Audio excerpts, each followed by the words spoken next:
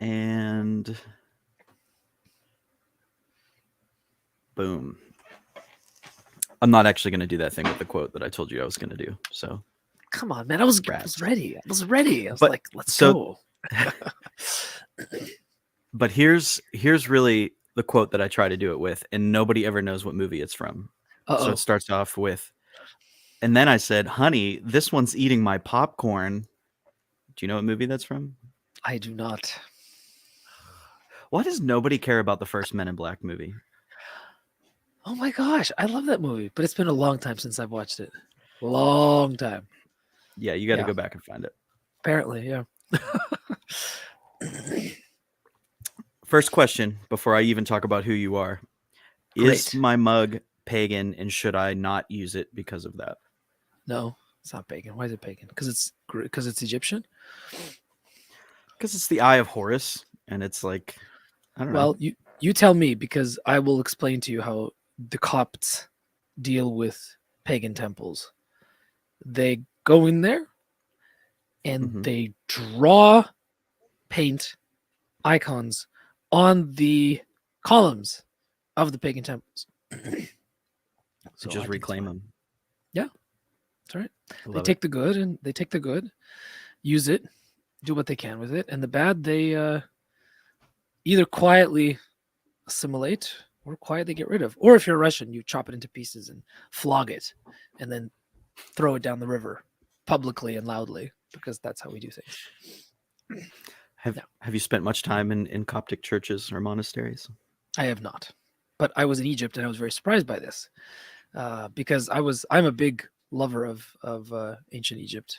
One of the first things I ever did for, cool. One of my first one of my first research assignments when I was still homeschooled by my mother was something to do with ancient Egypt. I can't remember exactly what, but I remember going to the library and getting a bunch of Egypt-related things. So when in 2007, I think, we went on a pilgrimage to the Holy Land, which involved a bunch of luxury stuff in Egypt first. So it was like we were replaying the rhythm of Exodus, right? First we had to do all of the excess of being in the land of Pharaoh. I mean, it was insane. We had a luxury Nile cruise, and we stayed in Sharm el Sheikh at a 5-star resort. It was ridiculous. Like, this is a pilgrimage, but it ended with extreme asceticism in the Holy Land, so it was all good. But anyway, I didn't know about these icons. Nobody talks about them because it's a little bit embarrassing, right? Because to archaeologists and historians, it's probably something along the lines of graffiti, right? Because they're interested in trumping up the wonders of the ancient thing, right? Because Egypt is so popular. So here I am walking up. It wasn't Karnak, I don't think. It was Luxor. Yeah, it was Temple of Luxor, right? Through up the alleyway with all of the rams, right? I mean, this place is like, oh my God, I'm here. And then I look to the right and left. I'm like, wait, there's icons on the columns. What's going on? So it was pretty cool. That's insane. Yeah. We'll just stop with that. But first, Father Deacon, thank you for doing this. My pleasure. Father Deacon Nicholas Kotar is a friend of mine. We're friends, right? Do we consider ourselves friends? Yes.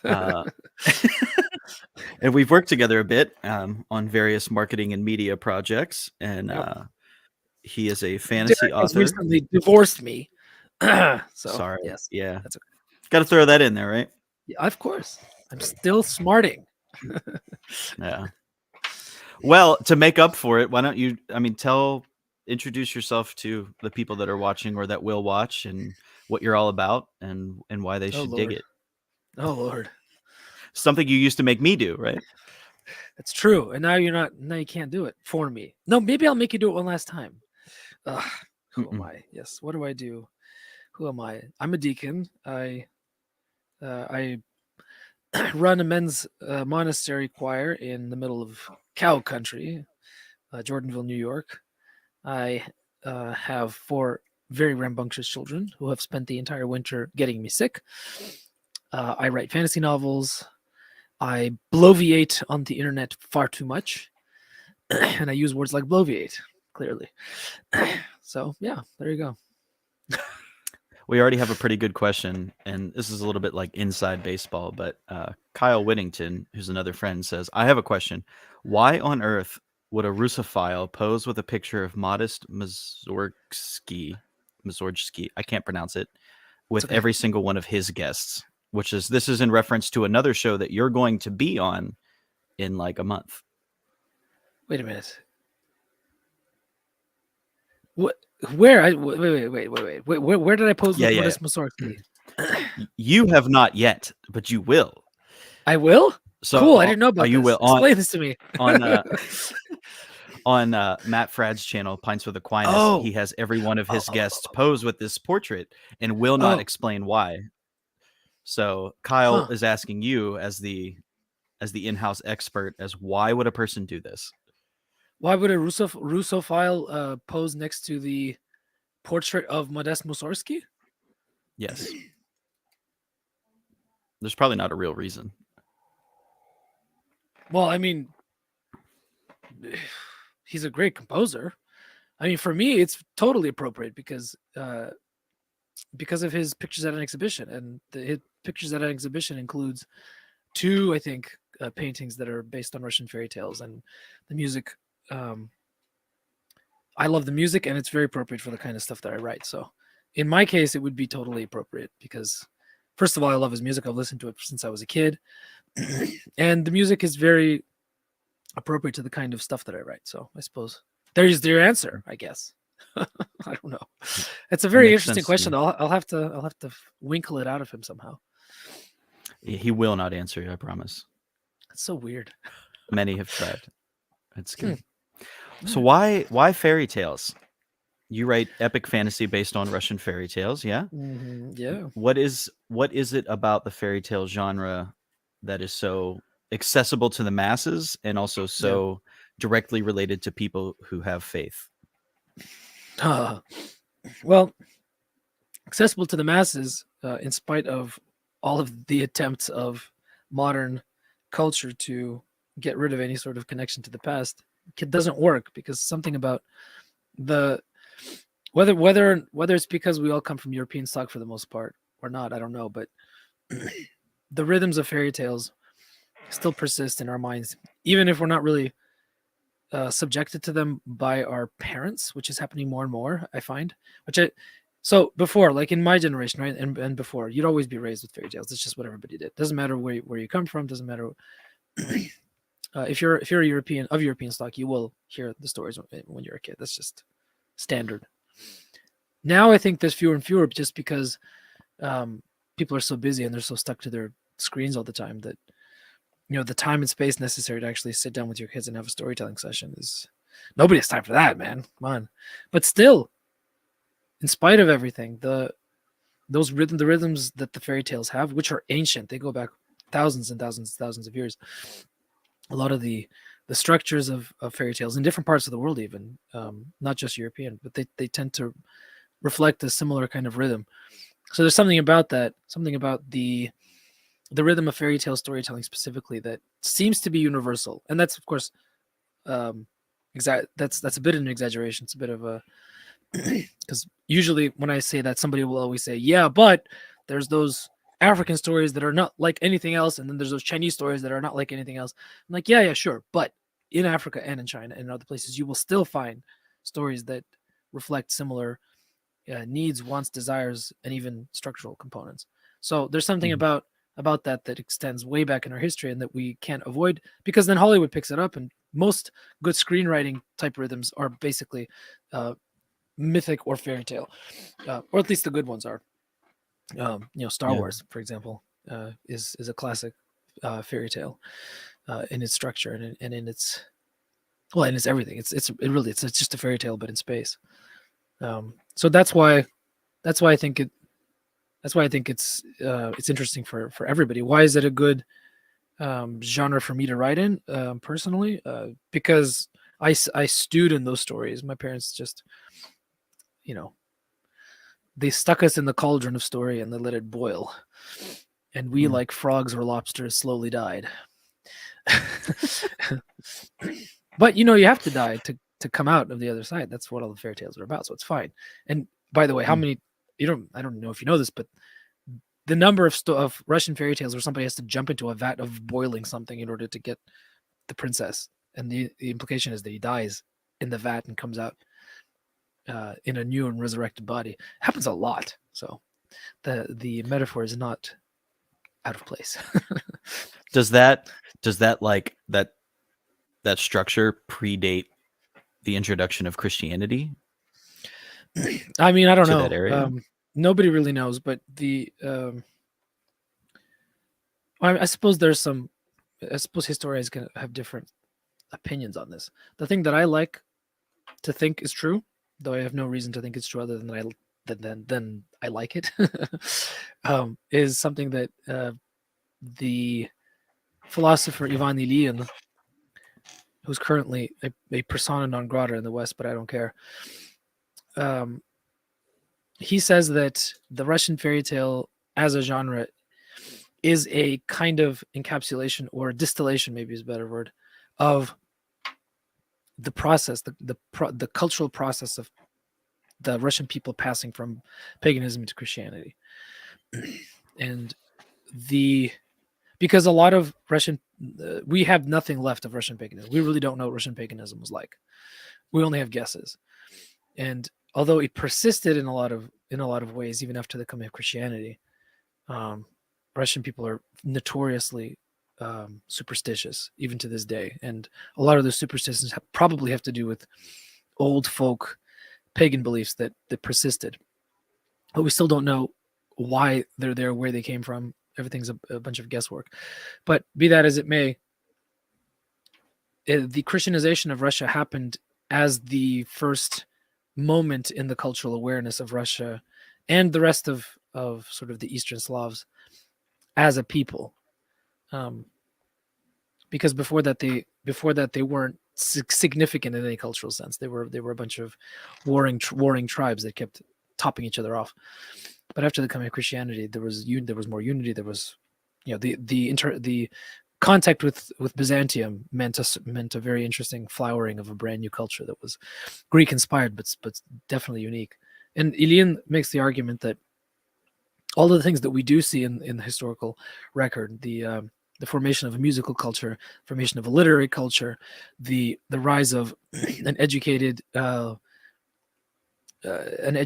Christian elite, all that is stuff that everybody knows about and everybody can see. But what you don't know about and what isn't left in the historical record is how the common man goes from a folk pagan belief that he was steeped in into a brand new faith that essentially was probably imposed on him from above. Mm-hmm. And interestingly, that process, although probably painful for a lot of people, ended up coming out in the form of stories. So that tells you that even if the initial conflict was painful, probably it came out in a beautiful way, because those stories are told to this day and by people who are not Russian. The Russian fairy tale is a consistently popular topic for even in the West. So yeah. So I mean, I'm trying to figure out where to go with that, because there's a lot of different directions. The first thing that I'm thinking about, which is, I mean, we're both Orthodox Christians, which, historically, even currently, is, Orthodoxy is always directly related to people groups and culture and has its own various expressions of that. Yeah. So how are those things like intimately related? Because I've heard you talk before about this idea the ethnic of question. Well, not even that, but just like the way that the cultural aspect of it, because the faith is so intimately tied with it, that in moments of spiritual dryness, the culture can actually carry you. So why is that a good thing, and how does that happen? Well, okay, so I think it's a good thing because it's organic, and it's the best way for something to stick is if you, and I'm talking about it like this is something that people do by pressing buttons and by programming it, or by like having a list of things to do as they come into a new country that they want to evangelize. Like, this is what you must do, now go do it. It's not quite like that. I mean, The thing about Orthodox evangelization historically is that the way it happens is that the evangelist comes into the new country and lives there for a long time before so much as saying a word about Christ. Nicholas of Japan did this. The Alaskan missionaries did this. They didn't say a word. They just went and lived with the locals and they helped them. Right? And they learned their language first and foremost. But what is language? Language isn't just the words that we use to make each other understood, understandable to each other. Language is the medium through which story is transmitted, because the stories are the vehicle that contain the meaning of that particular culture. It's the way that the culture makes sense of itself to itself, not even to others, but to itself. It's only now that we really think about how the transmission of culture to other places can be done through story. But that's kind of an artificial and kind of a scientific way of looking at things. Usually, the natural life cycle of a story is always inward focused. So what that means practically is that the way it has always happened historically, the way that the transmission of orthodoxy into a local place has happened, is that the missionaries do everything they can to adopt the language, the practices, the mores, and the stories of the locals, always. Except for some very interesting exceptions, like St. Boniface chopping down the Christmas tree, which because it was the place where Odin was hanged, and therefore it was an object and a focus of worship. That's a rare exception to the rule of how Christianity Orthodoxy is transmitted. Usually, it is transmitted by means of the language and stories of the locals. So what that means is the locals understand that this is not something that's imposed from above, but it is actually a fulfillment, a natural outgrowth of the home culture, actually. So what we have, the stories that we have, actually have all been pointing to this thing, which is why you have such bizarre and wonderful historical moments, like the two shamans coming to one of the Alaskan missionaries. I can't remember who it was. It wasn't one of the priest monks. Might have been Juvenal. Who came to him and said, "We were told of your coming by our whoever." I mean, I don't know the term that they used, but basically it was like their spirit guardian or whatever it was, right? Meaning the angel that was protecting that particular tribe, right? Whom they probably worshipped as a god, whereas some, I don't know anything about Native American religious practices, but there was obviously some form of shamanic worship going on there. And so when the Russian missionaries come in, then it becomes clear to the locals that this is not a colonization, but this is a natural outgrowth of what we already have. It's a fulfillment of our desires. It's a fulfillment of the promise of our stories, because the stories are always not just about making sense of ourselves to ourselves, but they're also about spreading meaning forward. Like, what is the purpose of who we are and what we do? Like, it's not a static thing, because every culture has to move towards something. Every people has to move towards something. Otherwise they become predatory to themselves and to others. Sounds familiar. So, yeah, right. Well, that's why what's going on right now is so weird, right? In the culture, because it's like the worm Ouroboros eating its own tail. And not surprisingly, there's this intense rejection of what I'm saying about Christianity being a force that magnifies the internal realities of an existing culture. So there's a real tension there, because the American Orthodox expression in certain manifestations of it is resistant to the idea of it being culturally mediated, of having this rich soil layer, like this mushroom mycelium kind of thing that allows for the trees to properly grow. You and I both encountered this recently. We're not going to talk about it, but sure, it's a real thing. There's this weird, very postmodern, very post-enlightenment idea that the message of Christ is beyond which of course it is on some level, beyond all earthly realities. So therefore, the earthly realities need to fall away. No, that might make sense in a laboratory. That might make sense in an abstract thought experiment, but it's not what happens historically. Historically, this is not how Christianity is transmitted.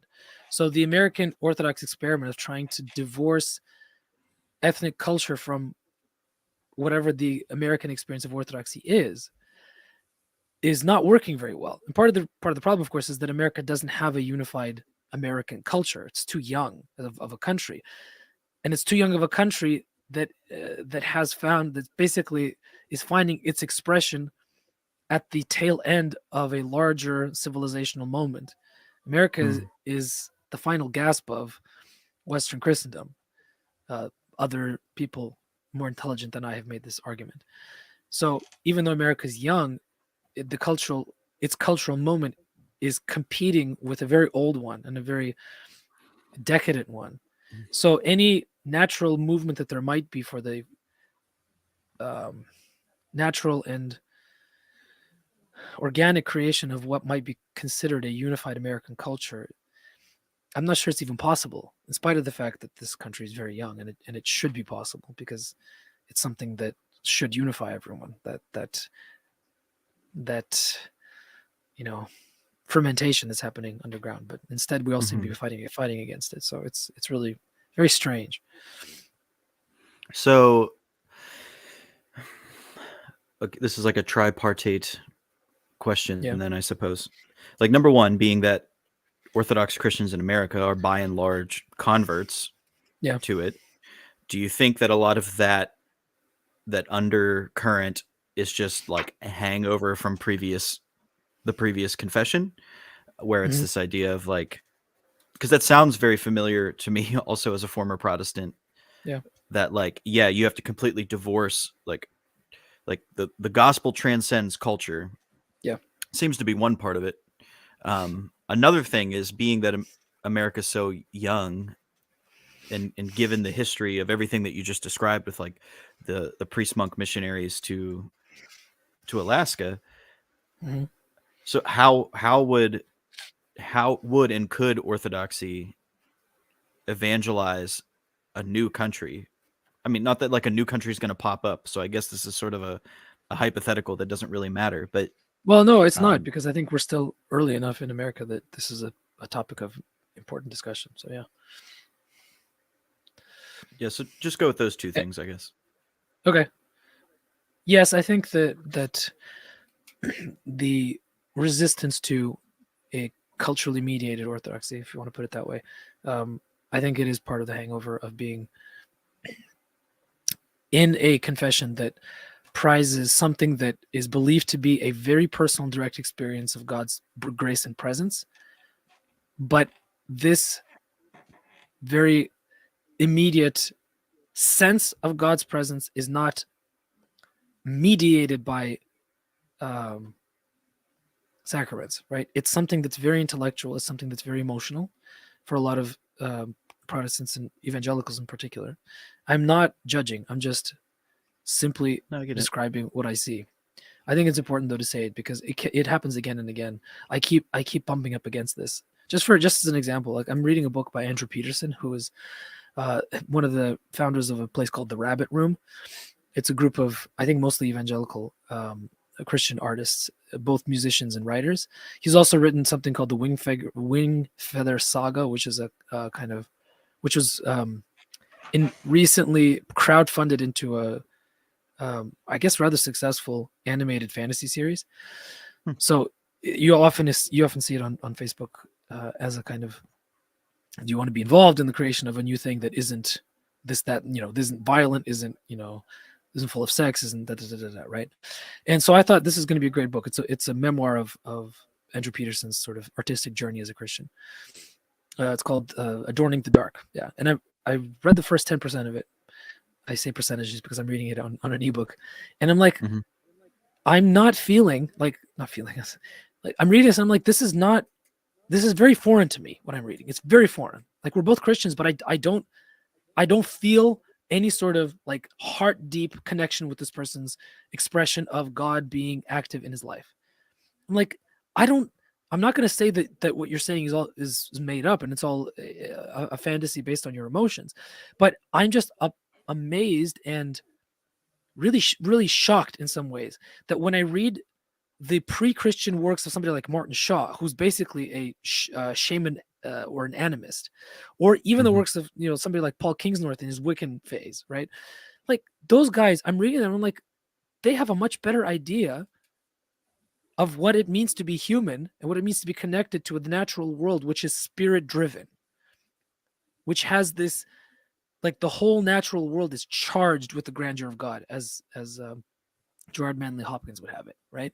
That sense of the whole world being charged as a physical object with which you have a physical connection, and that physicality, that organic raw thingness is how you encounter the divine. You don't find that very often in the expressions of evangelical Christian self-referential works about how God interacts with them in their creative experience. And the worst example of this, and this is not a good one, but it's just very telling. Like, and this has nothing to do with creativity. This is to do with football. So Carson Wentz, you're from Pennsylvania. Maybe you have a deep-seated hatred for Carson Wentz. I don't know. I don't even know who that is. Right, you're not a football guy. Right. Well, so Nope. Some of your listeners who are will probably be cringing at the moment. But anyway, he is a consistently underperforming quarterback who goes to a place only to basically poison the waters entirely by his presence. And he's a self-admitted Christian who constantly talks about why God put me here, and how he feels very strongly that he's fulfilling God's will for him. So he's always talking about, every time he gets cut from his team after having had a horrible season, he's like, this is what God wants from me. I know I'm doing God's will. I'm like, dude, like, are you even paying attention to what's going on? You go to this place, you're talking about how God has blessed you with all these gifts, right? And everybody around you can't stand it because you can't play, because you're not trying, because you have God's blessing already. So you don't have to work at it because it's there. You feel it in your heart, right? And this has happened 2 or 3 or 4 times. And every time he comes out of a place, he has this absurd press conference where he talks about how great God is in his life. And I'm like, okay, that's lovely. I mean, it's wonderful that you have such faith, but do you not understand that the way you're doing this is so divorced from reality? Because look at how everybody else is responding to you. Nobody likes you. Like, as soon as you leave, everybody's like, that guy was a cancer on our team. Please get us someone else. And so, like, you feel strongly about this. Look, I haven't even. This is me at very cold, right? It's I can get much louder and much warmer, but I feel strongly about it because I'm bewildered by it. I should feel from a Protestant creative person, I should read that book and feel like, oh yes, this is wonderful. And I do feel with people like Madeline L'Engle, people of an older generation. But those people from the older generation, or even somebody like Dorothy Sayers, right? She's got this wonderful book called The Mind of the Maker, where she compares, and she was a Protestant, where she compares the creative process to the manifestation of the Trinity in the world. It's a fantastic book. It's so profound. Wow. But all these people in the older generations, they were rooted in actual physical realities. And here you're reading these modern manifestations of mostly Protestant creative people, and you're like, you guys, you're not living in a real world. It's like you're living in a construct of your own mind. And how can you possibly know whether or not that thing that you're feeling is the voice of God? It could just be could be yourself. We're all fallen creatures. Like, how do you know that you're not being driven in a completely incorrect direction? And just because you feel good about it doesn't mean a darn thing. So this to bring it all back to what we were talking about originally, this kind of solipsism of the emotional self, right? Like I'm completely convinced that God is talking to me because I feel good about myself in this moment. That's, you see that a lot even in Orthodox converts, and it's like, no, guys, that's not how it works. God speaks with a silent voice, right? I mean, look at the Old Testament. Look at how Elias encountered God. It wasn't in the storm. It wasn't in the fire. It wasn't. And those things, by the way, the storm, the fire, the wind, those are much more analogous to the states of our emotions than the still small voice, because we're never that quiet to be able to hear the still small voice. It takes a lot for us to get there. And by the way, sometimes those guys who are out in nature worshiping it, like these animist types, who many of whom are becoming Orthodox now, by the way, they're sometimes closer because they're cultivating a state in which they can actually hear that still small voice. And I'm amazed at how God has protected them, honestly, because if you go out into nature to worship it, you're asking for trouble. But again and again, these types like Martin Shaw, like Paul Kingsnorth, are coming back to Christ. Like Christ is grabbing them, like he grabbed Jacob in the desert, and like wrestling him to the ground and saying, "You will pay attention," because they've gotten to the point where they're ready to listen to the still small voice, and then suddenly the still small voice grabs them and says, "No, you're going the wrong way." And it's like that's the thing I want to see. But notice that those guys are steeped in culture. They know they know the stories of their families. They know the stories of their place.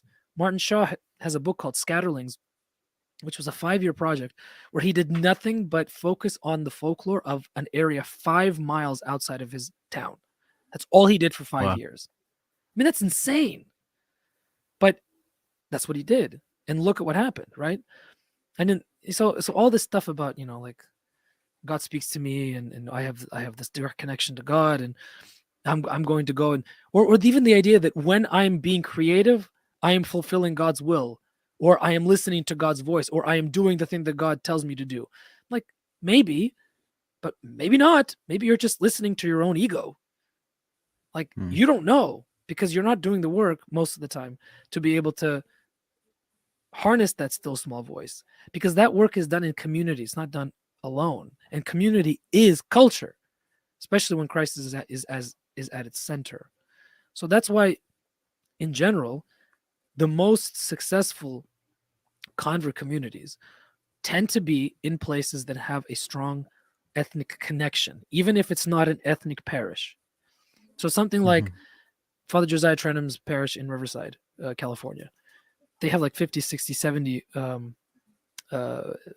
catechumens every year the past few years because of COVID, right? They have a strong ethnic Arabic connection, even though the parish is extremely diverse. They lean into it, right? It's all English, of course. And Father Josiah doesn't call his parish an Antiochian Orthodox parish. He just calls it an Orthodox parish, right? He's very clear about that. So there are definite negatives to embracing the ethnic thing too much. But there's a golden path, right? Golden middle. So if you do that, you come out much stronger, because then your whole experience of what it means to be human can be then raised up to this moment of worship in church, because the music, the way you dress, the things you eat, the way you dance, right? The rhythms of the choreography of the church is a kind of blessing of human movement, right? It's like it's not a negation of the fact that we dance. It's a blessing of the fact that we dance. It just shows you that this is the best way you can do it. Doesn't mean you don't do it to the other ones. It doesn't mean you don't go and do-si-do or whatever. You do. As long as you understand that the other thing is the thing that crowns it. So you want to focus on that more, right? So that's how you evangelize a new country. That's how it happened in Russia, right? The only way that Russia became the cultural powerhouse it is because it became a Christian culture. And it only became a Christian culture because it accepted Christianity from the Greeks. And it was a difficult thing. For the first 200 years, there was a definite tussle between the Russian and the Greek principle, like which one is going to be ascendant. And at one point, the Russians actually broke away from the Greeks, but this is 500 years after they were baptized, because the Greeks were like, "No, we want you." So for a short while there, they were without a canonical head, but that's okay.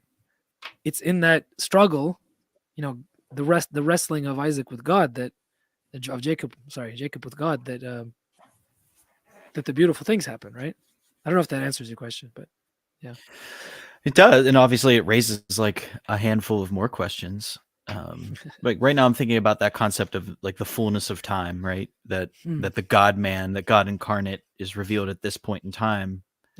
and how that relates to this idea of, a lot of the modern accusations against like historical apostolic Christianity is like, oh, it just remained pagan and it just made it look like Christianity, whereas it's almost like this opposite expression of like, no, this was the trajectory of humanity, and this is how God primed cultures and just human groups to accept the reality of salvation. Do you think that's a fair way to say it? Is there another way that you would put that? No, I mean, and I'm not the one to make that up. That's a fairly consistent way of looking at the history of the world, from the perspective of somebody who is a Christian. Tolkien talks about it in a more specific subset of that historical reality by suggesting that all of the myths and all of the stories of pagan peoples were in their very structure, in the way that they are told, prophecies of the gospel. And it's true. There's a lot of very striking parallels between the heroic narratives that you find all over the world and the rhythm of Christ's life as it happened in history. That's one of the reasons why C.S. Lewis became a Christian, is because Tolkien explained to him that, look, this is history. This is the historization of myth, or this is the incarnation of myth in history. Like, this is the true myth, right? Wasn't that the true myth? Yeah, the true myth. Yeah. Yeah, so it's interesting. Like I had a conversation with an imam the other day. Oh yeah. Oh my goodness, that must have been fun. It was a good time, actually. We had a cup of coffee and shared a sourdough croissant. It was quite nice. But he was talking to me about this idea. I had asked him, I said, the accusation that a lot of Muslims might raise against the Christian story is like, look, this is just paganism. You have these things in Hindu culture and you have these things here. But our point is like, yeah, that's exactly why this is true, because this fulfills all those things. And he brought up actually this really interesting point. And again, continuing with like the example of Hinduism, where he's like, you have the chief deity Brahman, right? He goes, well, that sounds a lot like Ibrahim. He goes, and like a counterpart to that is Saraswati, right? Sounds like Sarah. And yeah, okay. goes, Well, so perhaps that's not good. That's not good. His historical analysis. That's just no, not at all. But he kind of raised. those things are not connected at all. Yeah. His point was like, oh, perhaps they just took these prophets and worshiped them instead. And I was like, well, timeline, I don't think that really checks out. But not at all. Yeah. No, I mean, okay, so this is the weird thing about modern people, because they have access to an amount of information that was never possible in previous history, because the internet is like, the Library of Alexandria, to the 9th power, and it's accessible to every single human being with a connection. Suddenly it makes us think that we are as informed and intelligent, or much more so than everybody who came before. But what's actually happening, I think, is that each successive generation that has access to the internet is becoming stupider, because their inability to see themselves within the context of a larger reality is becoming really alarming. So that, I mean, because anybody, I think, with a rooted historical cultural connection to the past would never suggest such a thing just based on semantics, because everybody would understand that doesn't, like, yes, names are symbolic, but they're only symbolic within a tradition, not because you happen to notice some superficial similarity between things that could not possibly have intersected in any way, shape, or form historically. I mean, it's just anybody with a historical sense of things wouldn't even raise that question, because it's silly. I mean, it's like, why is water wet? I mean, why are you even asking this? Water's not wet. Sorry. Water makes things wet. Oh, okay. Do you agree or do you disagree, and why? I feel this is a theological question. It's like talking about grace, right? Like, sure, the energies of God are God, but they're not the essence of God, right? It's the same thing. Yeah, so it is wet and it is not wet at the same time. The property of being wet is the energies of water. That's right. But liquidity is the essence. Or wetness. Depends on how you want to say it, right? You can use the same word, because we're very comfortable with paradox. We're Orthodox. Or rather, we're human. We're human. This is a human We can quality. say whatever we want. Well, no, that's not true. We're just comfortable with paradoxes that are apparent, that are evident in the world around us. That's all. It doesn't bother us that things are paradoxical. Speaking, like, kind of circling again back to like the technology and the availability of information. I feel like as I've become more obsessed with just consuming as much information as I can as quickly as I can, my ability to retain it has gotten far worse. So I find myself recalling things from like 4 or 5 years ago really well, but I can't like remember the 10 books that I've read in recent history. Yeah. Do you experience that? Well, I work very hard against that, because I've been reading a lot in this space. Books like Ultra Learning by Scott Young, or the Shallows by Nicholas Carr, or any of the books by Cal Newport, and I listen to his podcast regularly. These are guys that have no connection to either storytelling or theology, but they're very good at condensing or distilling the message of recent neurobiological research, which in itself is just confirming ancient wisdom very often, which is interesting. But they make the point that that it's not just, there's two things. One, the way that the human being has developed his ability to learn prioritizes information that is either studied for a long time or that was assimilated at an early point in development. So that's one. And then two, there is the nature of information sharing in the internet style is very it's a brand new way of assimilating information for people. They have never had so much access to information in such a quick amount of time.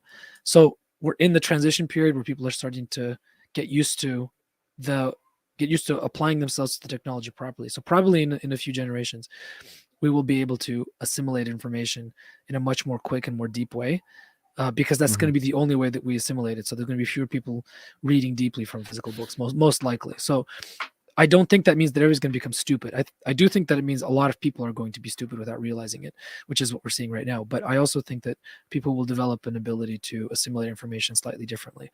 That being said, there is going to, I think, and I'm not the only one to make this argument, but there is the tendency that this technology has is to create larger divisions between groups of people.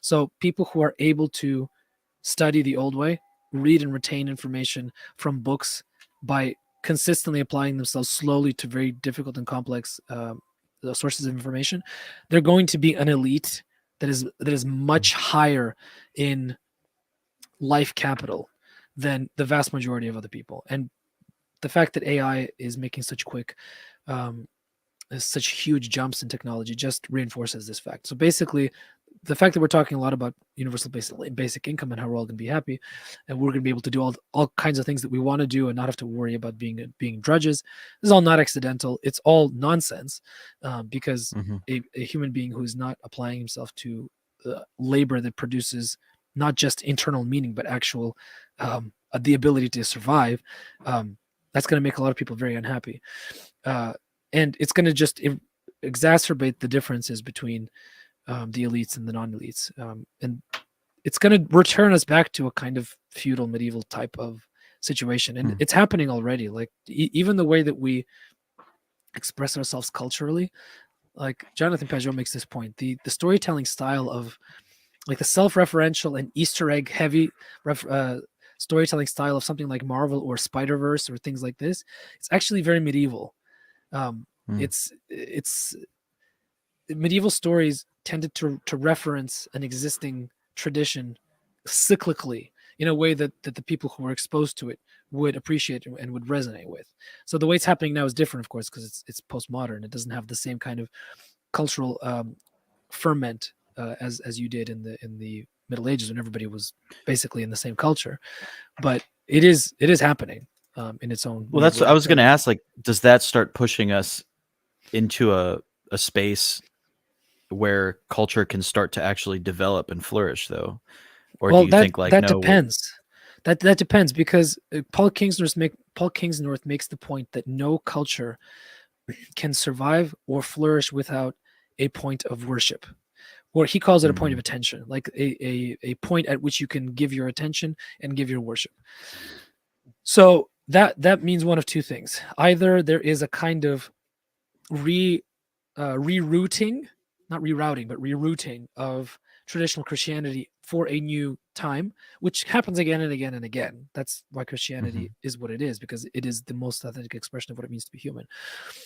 So either there's going to be a kind of revival, which we are seeing to a certain degree in Orthodoxy in the West, and in places like Africa, by the way. There's a huge missionary movement in Africa, but it's throughout all Christian denominations, not just Orthodoxy.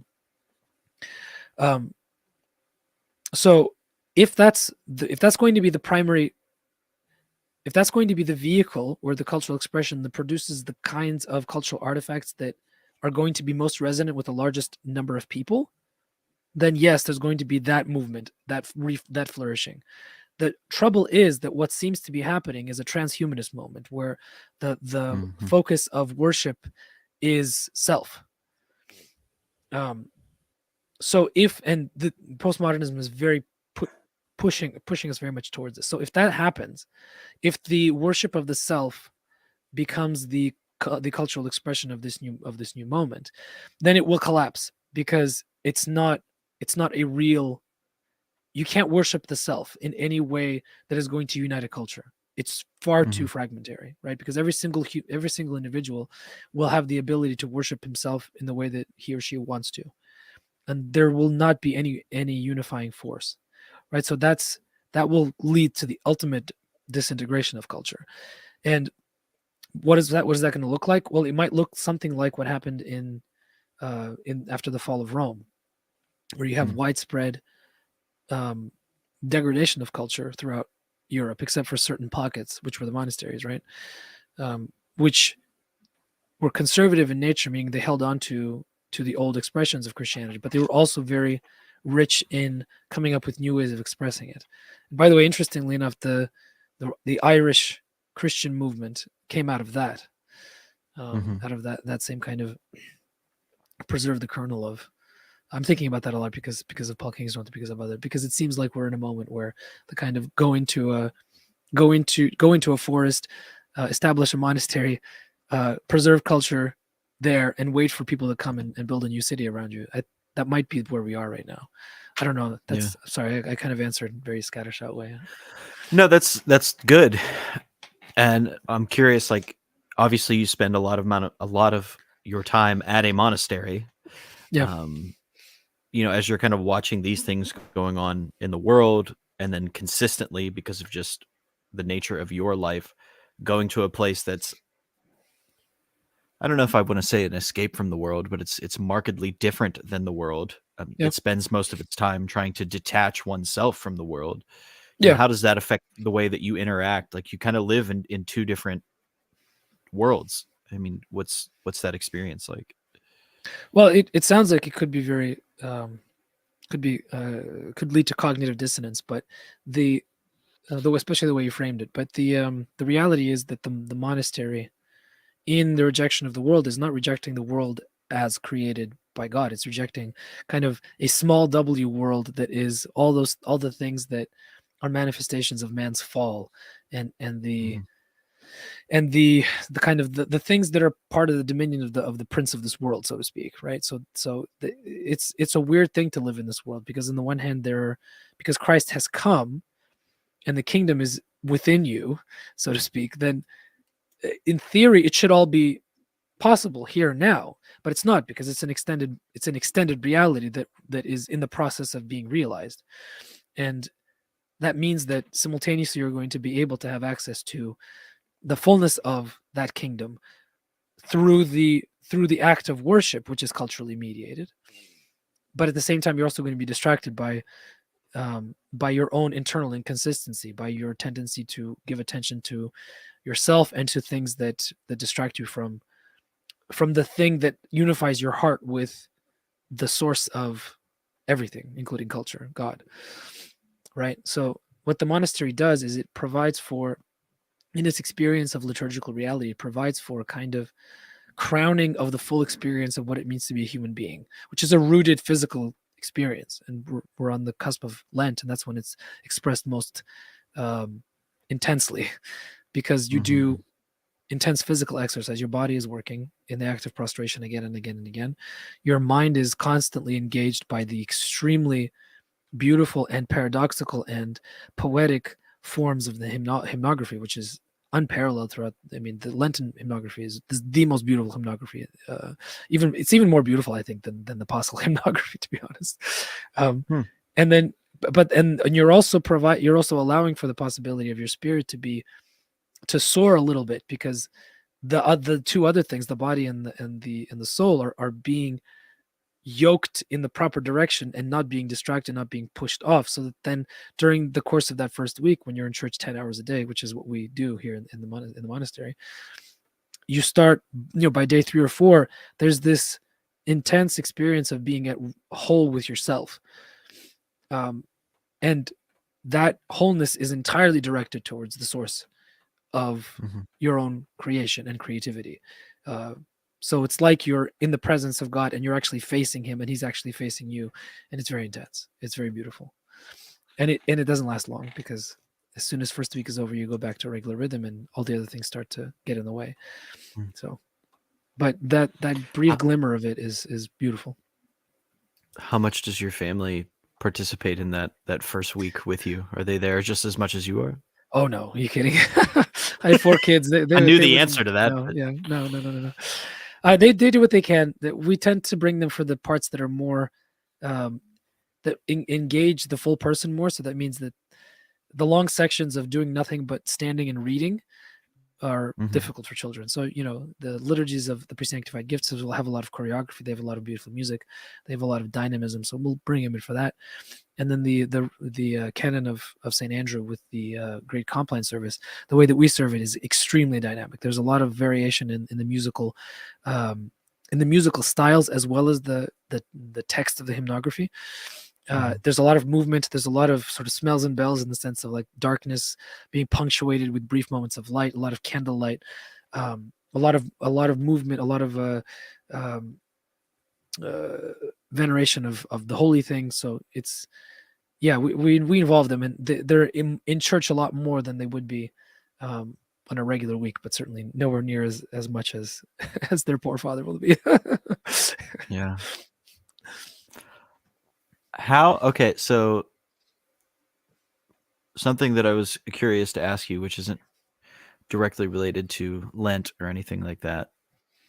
Well, I don't know. I don't know that I necessarily want to move away from the topic of Lent, because obviously it's upon us, and for a large portion of the audience who are watching this, it's already upon them. Yeah. So thinking about, I think I know the answer to this. So I guess it would be fair to say that, I don't know why this seems jarring to me, but it's fair to say that like Christianity is the ultimate fairy tale. Yeah. So how do you live that? How do you live that during Lent? Well, the church makes it very easy for you to do it, because the hymnography of every single service is a cyclical repetition of the fact that the rhythm of Lent in its entire length is an invitation for individuals to recapitulate the life of Christ in its most intense form. So first, there's a call to repentance, which is a return to self, right? It's a bringing in of the attention away from all the things out there, many of which are necessary, right? Working for a living, resting, playing with your kids. All these things are good and wonderful. They're not in any way, shape, or form bad, including artifacts of culture. These are all good things. But there's a time in which you need to, like in winter, the flowers fall off, the leaves fall off, and the roots are where the magic happens. So you have to back deep within, and the hymnography and the liturgical structure of even the saints that are chosen, if you're consistently paying attention to the words of the services as they happen, you're being led and invited, not grabbed by the nose and pulled, but invited to follow a rhythm that is a personal recapitulation of the life of Christ. And the life of Christ is the life of the hero. It is the heroic quest. It follows the same rhythms. It follows the same movements. There's the same kind of walking through the valley of the shadow of death. There's the same crucifixion. It's no surprise then the Christianity is constantly reminding us to crucify ourselves on a daily basis, and we have to do that whether we like it or not. Very often, as parents, that self-crucifixion will happen in spite of you screaming against it, because your children will humble you no matter what, and there's nothing you can do about it. And how you ascend that cross will determine very much how, in what capacity you're able to resurrect from it. But this is not just you doing it personally as part of your everyday struggle as an Orthodox Christian, but this is everybody doing it together at the same time, including the saints. So it's a really intense and wonderful opportunity to kind of join the general flow, as though we were all one person, as though we were all one body, which of course we are. And in the movements of this single body, there's a great deal of strength and support and fruitfulness that then hopefully we can use to produce the fruits not only of virtue but also of culture throughout the rest of the year until the coming of the next Lent. That's certainly how I try to live. I wish that I would have talked to you Tuesday, because on Wednesday I gave a talk for a Coptic young adults group on a college campus, and like the topic was basically, if we die with him, we rise with him. And I was trying to like articulate this in an accessible way, and articulate the goodness of suffering, and like why. And I feel like I completely failed, though they said like, oh yeah, I got something out of it, but it fell short of what I had hoped to say.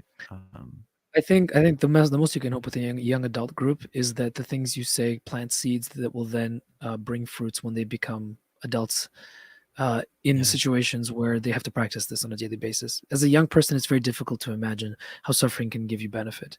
You can only do it in an abstract, intellectual way. So I think the thing you can hope for is that when they have kids, and when the kids are keeping them up at 3:00 in the morning, they'll remember some line that you gave them during that talk, and they'll be like, now I understand what Derek told me. So hopefully that's what happens, but that's outside of our power, right? I mean, that's, sure. May God bring those fruits to, how much time do you have? 3 minutes. Okay, cool. Well, in 3 minutes, first of all, tell us the first non-explicitly Christian story that you read that positively impacted your faith. Positively impacted my faith? Yes. That's an interesting question. Okay, so I think the answer to that would probably have to be something that I didn't read as a child, because as a child, you accept the food of faith without much. If you lived in the kind of world that I live in, you don't doubt. It's just part of your mother's milk, and that lasts for a long time. That's a very interesting question. I think it probably was something like Crime and Punishment by Dostoevsky. Interesting. I think it probably would have been that, because I would have read that right at the time when I had a conscious journey. So a journey of the mind before a journey of the heart, where I had to decide for myself whether it was more important to be Russian or Orthodox. And Dostoevsky played an important role in that, because he was first and foremost a lover of man, not a lover of Russian man. And his stories are very much about the possibility of human unity in love, which transcends all questions of nationality. So I think probably something like that. Oh, that could be a whole nother hour discussion. I should have asked this first. Okay. We'll have to just do this again sometime. No problem. If you're up for it. I am, yes. So just tell people, I have links to all of your stuff. Tell people about Son of the Deathless. Tell them to check it out. Do that thing you're supposed to do that I can't do for you anymore. Well, okay. So I recently wrote a short, well, not that short, a novella that initially was just going to be a short little ditty that I wrote quickly and then offered to people for free to fool them into giving me their personal information. And the thing took on a life of its own, and it became this longish story that was very much about what it means to be rooted in culture. But it's a story that's very much an adventure, and very, it's not an abstract exercise in silliness or philosophy. It's a story. It's a fairy tale. I loved writing it. I've gotten a lot of really positive feedback from it, and you can have it for free if you want, in ebook format. Wow. Totally free. Yes. Yay. You do have to give me all your personal information, though. Sorry. And they just do your that email. at Just your email. At my website. At your website, which is in the link. Yes, nicholaskotar.com. The first thing you will see is an invitation to enter into the world of my stories, and it's absolutely free. So yeah. Awesome. Well, my brother, Deacon man, I appreciate you. I appreciate you, man. Absolutely. It's a real pleasure. Friendship. All right, let's get off this boat. All right. Oh yeah, I guess I'm supposed to say like and subscribe or some crap, but do what you want. I don't care. Good for you. That's much more effective.